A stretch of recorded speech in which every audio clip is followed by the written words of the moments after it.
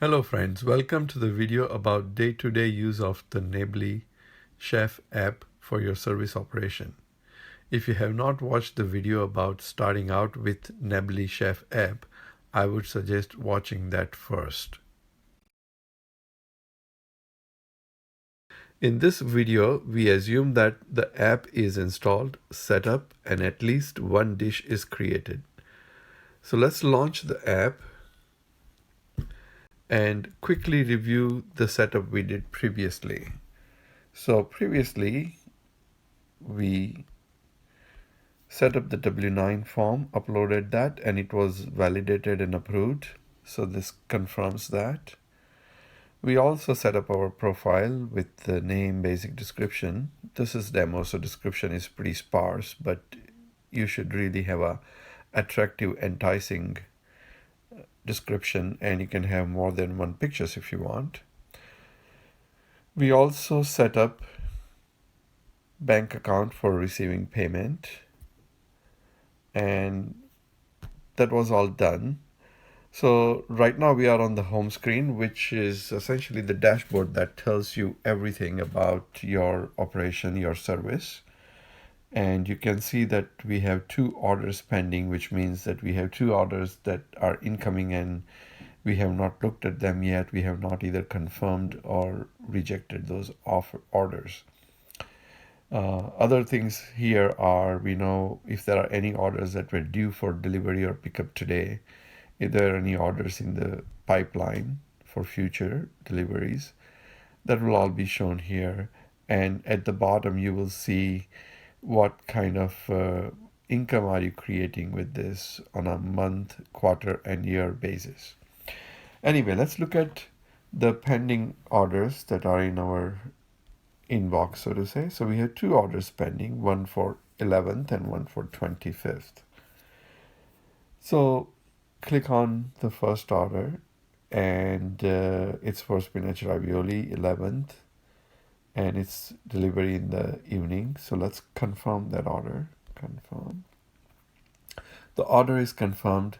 The foodie is also notified that the order is confirmed. And now let's go back.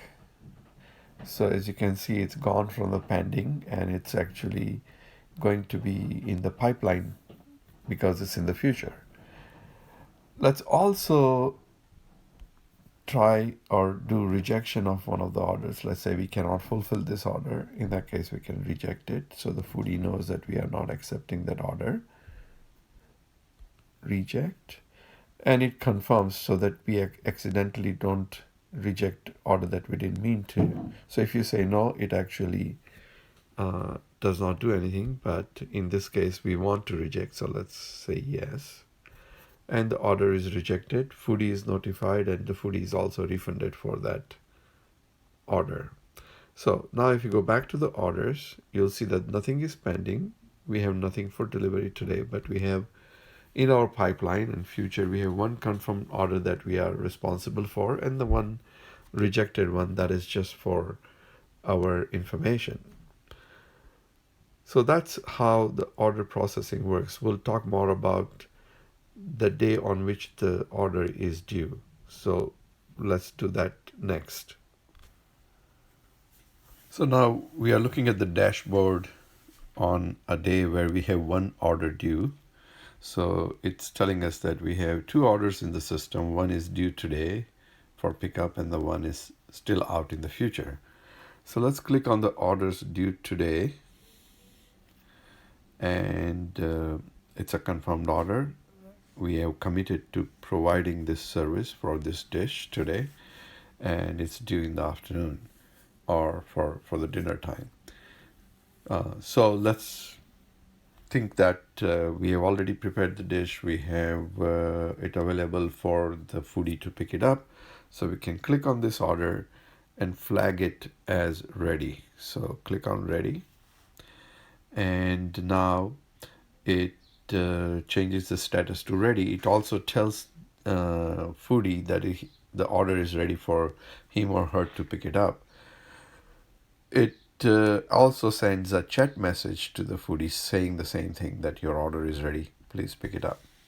So let's assume fast forward an hour or so and the order has been picked up, uh, and that means the transaction is completely done. At this point, you can mark the order complete.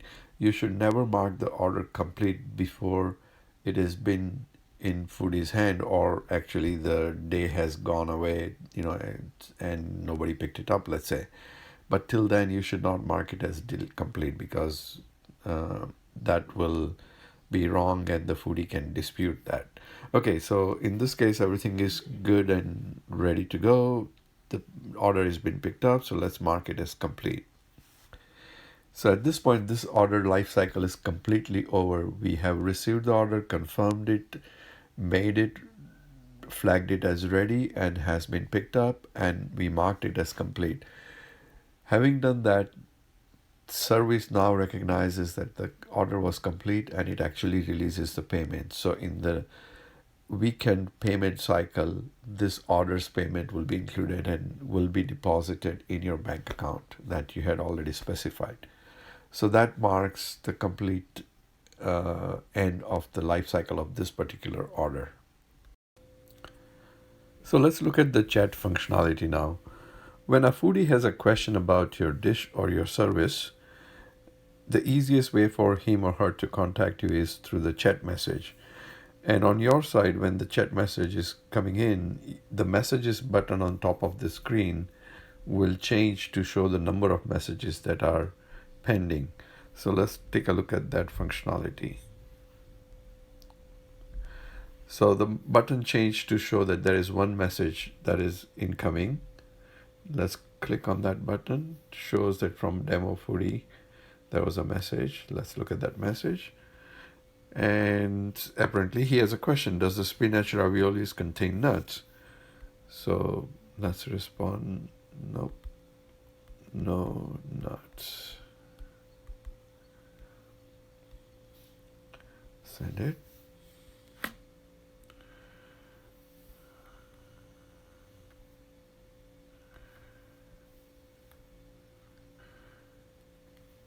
And he comes back saying thanks.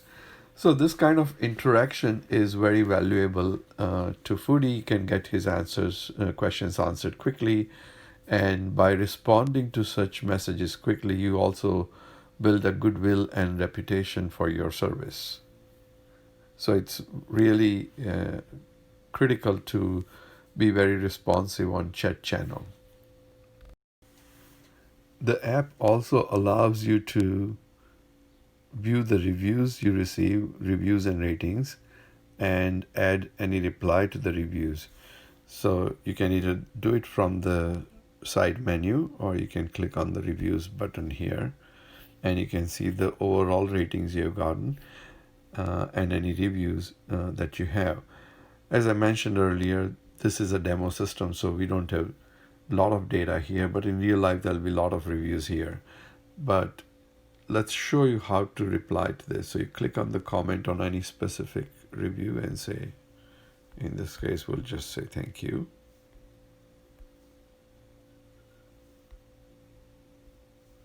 And send it.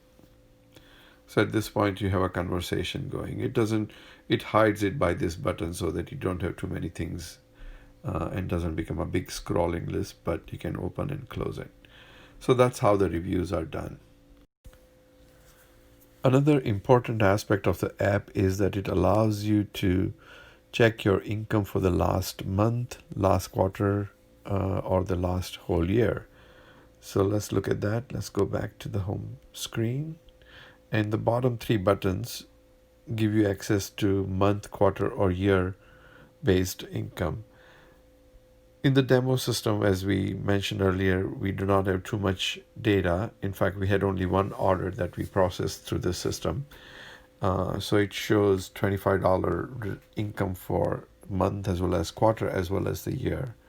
But in a system where you've been doing these transactions for a long time, you will have different income for month, quarter, and year, and you will see different breakdown. So let's look at one of them. Let's click on the quarter. And it shows that this quarter you had $25 and 100% of the income came from spinach ravioli, one dish. And that's because we had only one dish in the system. If you had multiple dishes, it'll show you the breakdown of percentage income, so you know which dish is working out well for you and which one is not working out well for you. So that concludes our tour of the app. We wish you a very profitable time with it. Please send us any suggestions, feedback, or feature requests you have by going to www.neblee.com. We have help form and contact forms there. Thank you and best wishes.